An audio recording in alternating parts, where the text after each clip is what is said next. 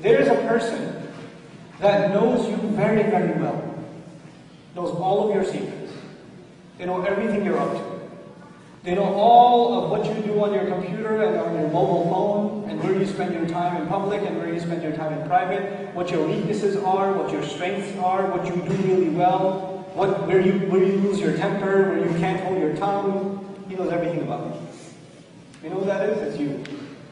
You yourself. But a lot of times, you and I, we lie to ourselves. You know how we present our best self to the outside world? When you fill out a resume, you exaggerate about yourself, right? You don't know anything about computers except, Google, and you say expert in internet research technologies, right? You exaggerate about yourself, and you get so used to presenting your best self to others, you start believing that's who you really are. You're no longer even capable of being honest to yourself. Many of us look in the mirror, and we don't even see reality when we look in the mirror. And Shaitan comes and says, yeah, you're not bad, you're awesome. وَزَيِّنَ لَهُمْ الشَّيْطَانُ أَعْمَالَهُم. Shaitan comes along and beautifies our deeds for us. You're doing amazing. You pray every Jum'ah? Wow. You're awesome. You should get an award. I don't know, they should have an award for you. He'll beautify your deeds to you. Shaitan is gone this month. You know what that means? You and I have an opportunity to look at the mirror and see who we really are. Who's really looking at you in the mirror? What am I doing? What are my weaknesses? What could I be doing better? What kind of Muslim am I? What am I not doing right?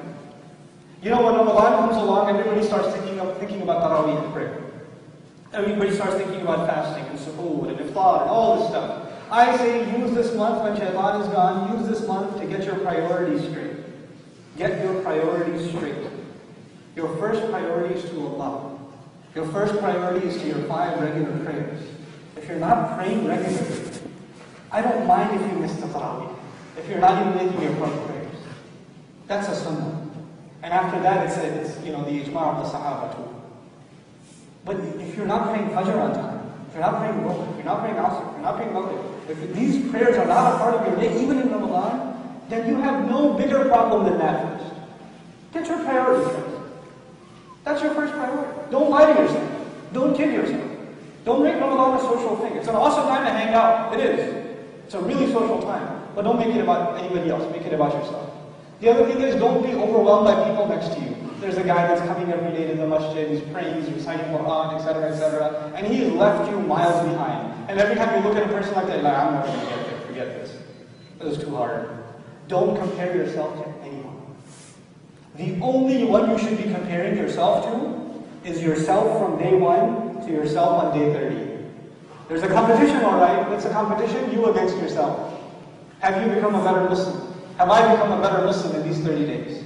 Has something become a part of my life permanently that even after Ramadan is gone, it will stay in my life? Something good has been added to my life. And before we talk about adding good, I have 5 minutes left, so I better say this. Before you talk about adding good things in your life, you have to talk about removing bad things from your life. The way you spend a single day before Ramadan, when you had a single day, you had a certain routine. All of us do. There's a time you get up, a time you go to work, and you come back, and you maybe watch some TV, hang out, whatever you do. There's something in your routine. And in that routine, there's some time that you waste. Or some time that you do things that aren't very good. You know what they are, and you know what time that is. You have to surgically remove that wastage of time. You know how we say Ramadan is critical time, time is running out, we have to make the most of this time. We have to do all the good deeds, all the du'as, all the prayer, everything should be optimized, we should get the most of this time. That's what you are trained for the rest of your life. You get to make the most of your time in life. If you're ending up wasting time without Shaitan having to motivate you, Shaitan's not even coming and giving you a sermon to waste your life away, to sit behind a TV screen for hours and hours. He's not doing that right now. You're doing that that's all you. Congratulations. Right?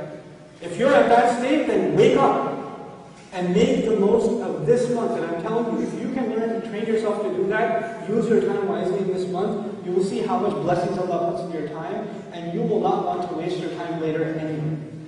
You'll become a better in terms of using your time. This is my first bit of advice. Use your time wisely this Ramadan.